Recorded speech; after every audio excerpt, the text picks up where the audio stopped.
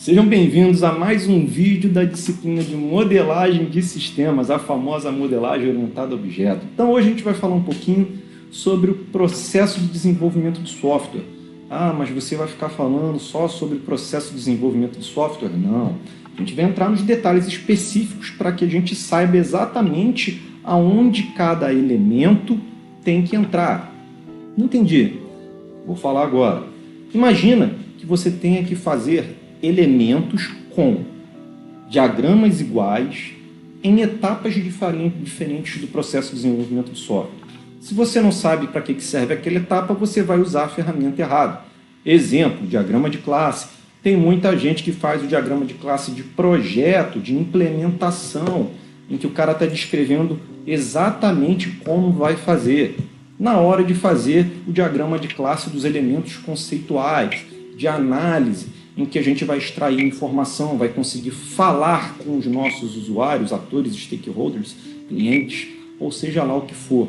E aí, se você coloca um diagrama de classe de projeto, vai ter uma porção de informação que vai atrapalhar essa comunicação.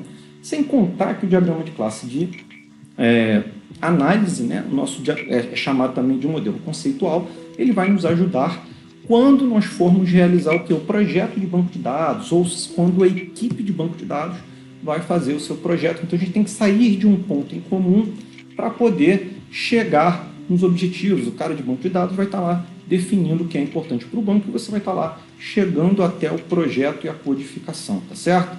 Só que no final o código tem que conversar com o banco, né? O resultado das duas etapas tem que se falar. Então vamos lá, vamos falar um pouquinho sobre processo de desenvolvimento de software. Então, para que vocês tenham uma noção de como é que isso é importante, eu coloquei aí os dados de um estudo de 1994, bem atualizado, para a gente entender qual a importância para quem está fazendo a modelagem do sistema de entender o processo em que ele está, tá bom? Então, lá em 1994, a gente via uma grande taxa, né, de projetos problemáticos. Então, os projetos problemáticos, por exemplo, eram projetos que terminavam fora do prazo, eram projetos que estouravam o orçamento, ou até projetos que eram descontinuados. O cliente desistiu, não vai pagar pelo resto, vai ficar como está. Então, vamos lá. 60% dos outros do conjunto de processos, de projetos que foram analisados, acabaram tendo custo acima do esperado. Então, observa, é claro que você chuta lá um valor pela sua experiência ou pela sua técnica de análise, né, de custo, mas você pode subir um pouquinho ou descer um pouquinho. Mas o que significa? É que 60% dos projetos subiam muito acima do que era esperado.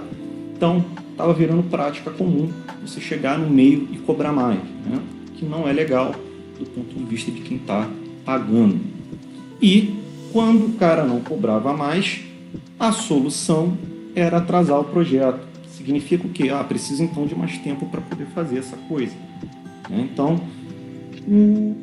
em 94, tinha lá uma estimativa de 1 ano de atraso no projeto. Mas mudou a metodologia, mudou a forma como trabalha, mudou muita coisa, mudou a dinâmica. Outros processos de desenvolvimento foram surgindo, outras metodologias foram surgindo. Contudo, esses números ainda são válidos para que você entenda que se você errar em alguma etapa do seu processo, você pode, por exemplo, atrasar ou aumentar o custo ou até afundar o barco do seu projeto, né? Então, a gente tem que entender que dentro do processo de desenvolvimento, a gente está tentando lidar com a complexidade do mundo real. Você não está lidando com uma pessoa, até está às vezes, mas na maioria das vezes você está lidando com pessoas leigas. Não é uma pessoa que fala de desenvolvimento, não é uma pessoa que vai saber o que é, né, um código bem feito, não vai saber o que é refatoração de banco de dados, não tem ideia.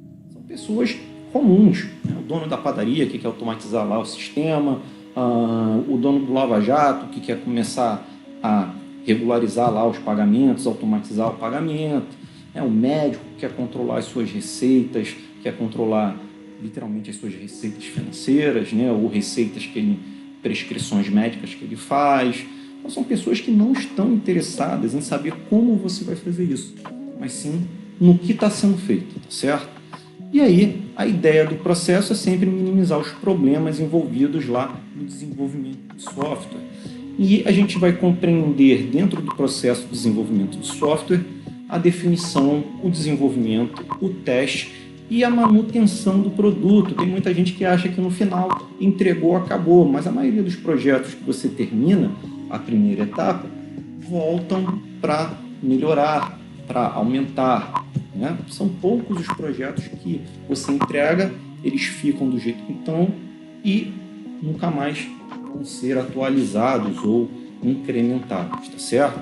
E essa figurinha aí diz muito sobre isso. Isso está relacionado ao conceito de gap semântico. O que é o gap semântico? É o espaço, né? É o espaço entre o que você representou, o que você fez, com a realidade que o cliente ou o usuário quer. Então, quanto menor essa distância, melhor foi a nossa capacidade de definir, desenvolver, testar e manter, certo? Então, essa figurinha aí fala muito sobre isso, né? Cada pessoa dentro da equipe, né? Vocês podem ver que cada figura aqui tem um papel, né? Então, o projetista de requisitos, o arquiteto dos sistemas, os programadores, quando foi instalado e como o usuário queria. E aí o papel diz muito de a visão da pessoa sobre o sistema. Se você fizer isso de forma independente, é o que vai acontecer na figura. Cada um vai dar uma solução diferente e no final o que o usuário queria era algo muito simples em que ele não foi ouvido. A etapa de definir não foi bem feita. Então, a gente vai listar aqui os objetivos mais importantes dentro do que a gente vai trabalhar, né? Então, eu gosto muito dessas palavrinhas, vocês vão ver que eu falo muito de o que e como, né? Então, vamos lá. O objetivo do processo de desenvolvimento de software é definir quais as atividades serão executadas ao longo do prazo, quando, como e por quem tais atividades vão ser executadas, e ela quer promover pontos de controle para a verificação do andamento do desenvolvimento. Isso significa o seguinte: quando a gente fala de processo de desenvolvimento de software, a gente está falando exatamente o que os engenheiros já faziam muito bem, né? Os engenheiros de produção, que é o quê? Você tentar encaixar o processo de desenvolvimento em etapas para que você possa tentar medir se está dando certo ou se está dando errado naquela etapa. É claro que essa coisa pode se misturar, pode ser que uma etapa aí lide com a outra, mas é importante você saber definir qual é a coisa que tem que ser feita, quem vai fazer naquela etapa, qual é o momento daquela etapa e como aquilo deve ser realizado para você ver se deu certo ou não. Então vamos lá. Se a gente voltar e falar em definir, eu vou ter agora a etapa de definir. Quem são os envolvidos em definir? Como isso vai acontecer? Vai ter uma reunião, depois as pessoas que vão listar a definição vão se reunir diariamente, e aí a gente está dizendo que essa etapa vai ser a primeira, por exemplo, e elas vão representar isso escrevendo requisitos em pedacinhos de papel e colar na parede. Ok, você definiu uma etapa. A etapa de codificação, tá? De novo, qual é a atividade? A codificar, né? Programar. Ok, quando que eu vou fazer isso? Vai ser quando eu estou conversando com o cliente, mas você ainda nem sabe o que tem que ser feito, como você vai programar aquilo, né?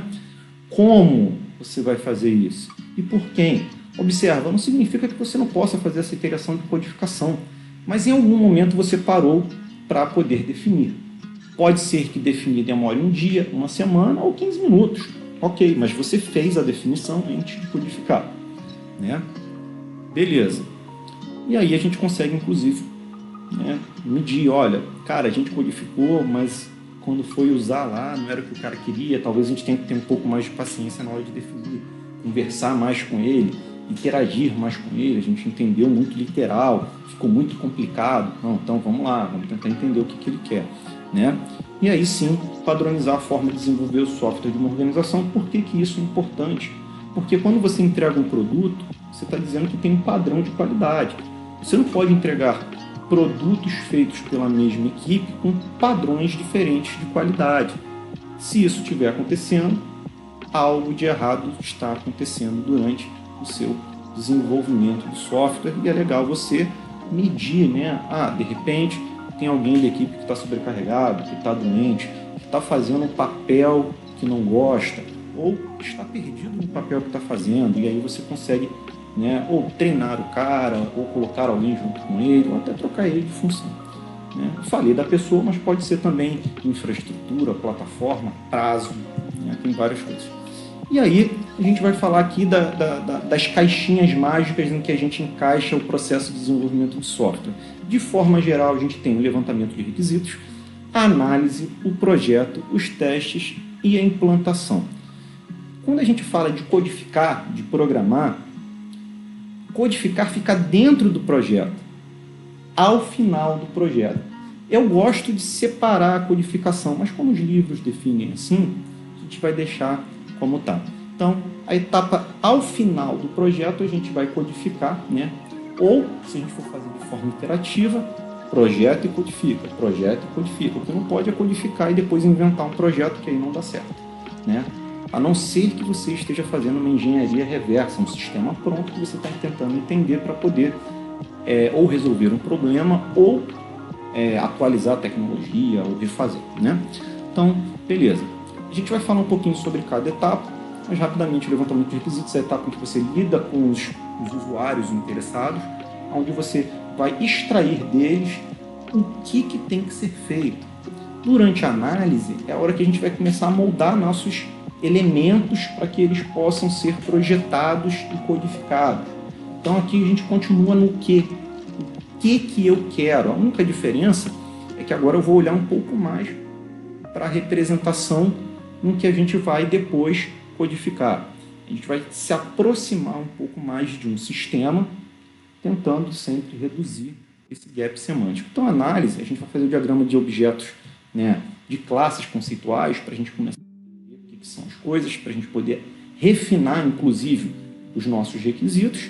E aí, a gente vai ter lá uma porção de artefatos da OML que vão ajudar a gente a fazer o projeto. E aí, fazer o projeto, né, chegando na etapa do projeto, é a hora que você pega os artefatos, representa elementos que vão ser importantes para o projeto, toma decisões importantes para o projeto, e até a gente vai ver isso lá na frente, até aplica design pattern, né, padrões de projeto para codificação, que a gente sabe que funciona, tá certo? Ao final do projeto, geralmente você codifica, programa, faz a integração e faz os testes, né? E aí são outras coisas que a gente não vai ficar discutindo no curso de modelagem. Implantação é a etapa em que você está colocando o teu sistema no ambiente final de uso. E aí também configura alguns testes, como por exemplo, teste de aceitação, né, para ver se o usuário concorda com aquilo, teste alfa, teste beta, que essas startups adoram fazer, né? Vou dar convite para algumas pessoas para ver como elas usam o meu aplicativo e perguntar para elas o que está bom, o que está ruim. E aí vai. Bom, se a gente falou das etapas, agora a gente tem que falar do ciclo de vida. O que é o ciclo de vida? É como aquele processo vai ser executado, né? Qual é a forma que ele é executado. Então, como se eu falasse, ó, faz assim e volta para cá. Ou dá um passo, dá dois, volta dois. Dá dois, volta dois. Então, é um ciclo em que aquele processo está sendo executado para, ao final, você entregar os sistemas e os artefatos relacionados com ele. Os testes, a implantação, os manuais e coisas do gênero, né? Então, eu só vou mostrar aqui dois modelos de ciclo de vida, porque não é o objetivo da modelagem a gente ficar falando de processo de desenvolvimento de software.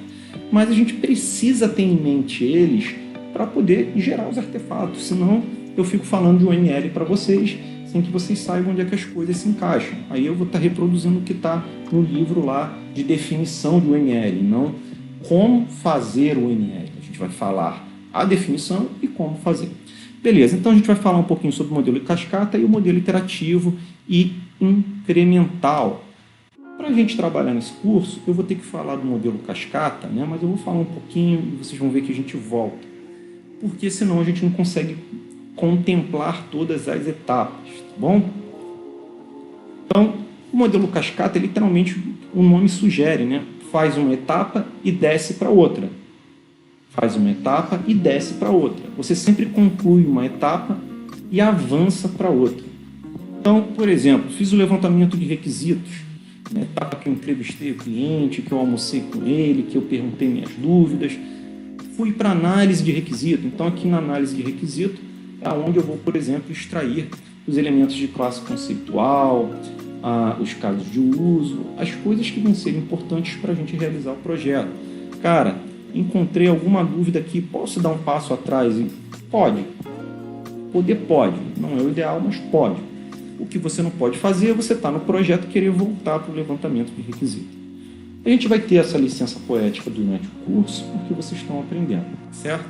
Mas o modelo em cascata passa de uma etapa para outra, passa de uma etapa para outra, passa de uma etapa para outra, ao chegar na implantação. E aí, na implantação, a gente verifica o que deu certo, o que deu errado e tenta corrigir em cada etapa. Então, a premissa, né, do modelo em cascata é que a gente vai conseguir fazer cada etapa sem errar, do início ao fim. Isso gera um problema de pontos negativos. Então, se você errar em uma etapa, você não vai poder voltar para corrigir depois da terceira ou quarta adiante. Vai se propagar aquele erro até o final, né? E aí, a versão do sistema que você vai entregar para o seu cliente, ele só vai ver a coisa funcionando ao final do processo como um todo. Você entrega um pacotão pronto. Está aqui o seu sistema. Né? E isso daí pode ser algo bom ou pode ser algo ruim. Geralmente é algo ruim porque o cliente fica ansioso para ver o que você está fazendo. Né? Quer ver aonde o dinheiro dele está chegando e também, às vezes, você quer ver se o que você está fazendo atende à expectativa dele. Você pode até estar superestimando a expectativa e perdendo um tempo precioso podendo fazer outras coisas. Cara, não, você exagerou, não precisa de um design tão bonito na tela. Quando eu apertar o botão, não precisa soltar fogos, não precisa fazer barulho. Apertou, apareceu a mensagem, sua compra foi concluída. Ok, vida que segue. Beleza? Então, esse é um dos problemas que a gente vai ter no modelo em cascata. A gente não vai conseguir ter esse feedback durante as etapas. O modelo iterativo incremental, ele já é um modelo que ele tem essas etapas, a gente até segue por elas, mas a gente tem a liberdade de voltar. Então é como se eu falasse assim, eu posso pegar o levantamento de requisitos inicial, né? Com ele, escolher um pedaço do sistema que eu vou entregar primeiro, e aí eu faço análise de requisito, projetos, implementação, teste, implantação e volto. Assim como eu posso fazer o quê? Levantei requisito, fiz análise do requisito, levantei requisito, fiz análise do requisito. Gerei um diagrama conceitual de classes inicial. Agora eu estou confiante de que os requisitos que eu quero são os requisitos que eu preciso. Posso começar o projeto. Se eu não tiver, eu posso voltar aqui e ficar fazendo o quê? Incremento dos requisitos, tá certo? Até eu ir para a próxima etapa. É claro que a definição do iterativo incremental não é essa. A definição do iterativo incremental é que você passa por todas as etapas, volta rapidamente, entregando um subconjunto dos requisitos. Você escolhe um pedaço para poder entregar. Então, ao final de um ciclo de vida, né, de um ciclo, não da vida inteira, a gente consegue ter o feedback do cliente, consegue medir o que deu errado em cada etapa e consertar. Claro que, como a gente não vai falar sobre isso durante o curso, espero que vocês entendam que eu vou apresentar o ML em cada elemento da cascata aqui para a gente não confundir. Então, vai ter um momento no projeto que a gente vai falar diagrama de classe do projeto. Os elementos da UML que a gente precisa para o projeto vão ser apresentados nesses vídeos para não confundir a cabeça de vocês. E aí tem um conceito importante que as pessoas hoje em dia confundem: a prototipagem. O que é a prototipagem? A prototipagem é uma técnica para te auxiliar a compreender o que o seu usuário quer. Tem gente que se embola ao fazer a prototipagem e acaba gerando um compromisso com o usuário, com o cliente, que não era para acontecer. Então, se você está fazendo uma versão, faz o ciclo inteiro e entrega. Não promete um protótipo como algo funcional. Porque o protótipo vai sair errado, vai sair com código feio, você só quer apresentar o que você entendeu inicialmente. Então, tem muita dificuldade de entender os requisitos, eu até sugiro isso, façam protótipos. Nem precisa fazer uma tela, você pode pegar um papel, desenhar, fazer lá, coloca nos palitinhos, né? Ó. Aí quando você apertar esse botão, vai abrir essa janela. Existem ferramentas que você pode fazer, então, por exemplo, a gente pode fazer lá os ambientes com interface gráfica, fazer as telinhas, HTML e tal, ou você pode usar, né, recursos que já existem aí, né, os scratches da vida, que fazem rascunhos, eles literalmente fingem que tem elementos, mas na verdade são telas fixas. Quando você aperta um botão, ele vai para outra tela. E aí você vai mapeando rapidamente o que você entendeu para poder melhorar, né? E aí, entendam, do ponto de vista do processo de desenvolvimento de software, para o cara que está fazendo o sistema, para quem é da equipe, tem que tomar cuidado com o protótipo para não parecer uma entrega de um produto funcional. Você pode fazer algo bonitinho, mas deixa claro para o seu cliente que não é a aplicação funcionando, tá bom? Então, a prototipagem não é um substituto da construção dos modelos, é uma técnica que complementa. Mesmo fazendo os protótipos, você tem que fazer a etapa de modelagem, de projeto, de codificação, de teste. Se você partir do protótipo e seguir em frente no seu projeto, o que vai acontecer? Vai acontecer que vai ter uma porção de erro que vai ser propagado, a sua arquitetura vai ficar ruim, o seu banco vai ficar ruim, o seu código vai ficar o que a gente chama de fedorento, mal cheiroso, e você não vai conseguir refatorar porque você não vai ter tempo de fazer. Os seus requisitos vão ficar mal feitos, e aí acontece o que a gente chama de escopo mal definido. Você não sabe até onde o sistema vai, o cliente vai te pedindo mais coisa, até o ponto que você estoura o orçamento e você fez tudo o que não combinou com o cliente. Bom, então é muito importante essa interação com o usuário, tá certo? Com quem vai pagar ou com os usuários. Observe que às vezes quem paga não é quem usa, né? E os erros detectados na validação do protótipo devem ser utilizados para modificar e refinar os modelos de sistema. Isso significa que o protótipo é a primeira tentativa de mostrar o que você está fazendo antes de como você vai fazer. Então você fez uma modelagem inicial, né? Fez lá o diagrama de classe de análise, que é o modelo conceitual, esboçou algumas coisas que vão ajudar para o banco, para a codificação, caso de uso. Você pode pegar agora o protótipo, pegar lá o seu caso de uso, a gente vai falar disso daqui a pouco, né, no próximo vídeo, e aí falar, olha, vamos fingir que você é o usuário que vai comprar e eu sou o sistema. Vai lá, aí vai ter lá a telinha. Você vai adicionar o carrinho, aí vai ter uma lista, apresentei a lista para você, você vai lá e pega e adiciona. Quando colocar no carrinho, o sistema reage de tal forma, beleza, eu, o sistema, faço isso. E aí você vai ver ele, não, mas eu não quero que tenha que arrastar as coisas para uma cesta virtual. Eu quero clicar e já vai direto, né? Não, eu estou fazendo um sistema que vai ter que ser outro tipo de atuação, né? Outro tipo de interação. Tudo bem, então como é que você quer essa interação? Isso vai ajudar a gente a, por exemplo, destacar os requisitos não funcionais dos funcionais, destacar coisas que o sistema tem que contemplar, apesar de não ser o objetivo principal do sistema. Ele tem que ser muito rápido, ele tem que ser muito ágil, ele tem que ser muito seguro, ele tem que, se cair a energia, voltar muito rápido. Se acontecer alguma coisa, dar um feedback para o meu usuário. O usuário não pode ficar sem acessar o sistema, né? Imagina, você vai acessar a sua conta do banco, entra lá, bancomeu.com, e aí, página fora do ar. Desespero que você vai ter, né? Caraca, hackearam o banco inteiro, acabou comigo, né? Como é que eu fico? Então, existem esses critérios. Concluímos, né, mais um vídeo de revisão, apresentação de conceitos importantes para a modelagem de sistemas, que é a etapa de como a gente vai trabalhar durante o curso apresentando os conceitos. Então, a gente vai fazer o modelo de cascata. Vou ter a liberdade poética de, às vezes, voltar para comentar alguma coisa, mas a gente vai seguir em frente. Então, observem, a gente vai ter como escrever bons requisitos, como fazer a análise, como fazer o projeto, qual é a hora de codificar, como é que se mapeia do projeto para o código, o que são os testes, quais são os elementos que a gente vai gerar para o teste. Implantação a gente sabe que existe, mas está fora do contexto do curso. Para o curso de modelagem de sistemas, não de análise e projeto de sistemas, a gente para no início do projeto, né? Para o pessoal que vai seguir em frente com análise e projeto, a gente vai começar a falar lá em projeto design pattern.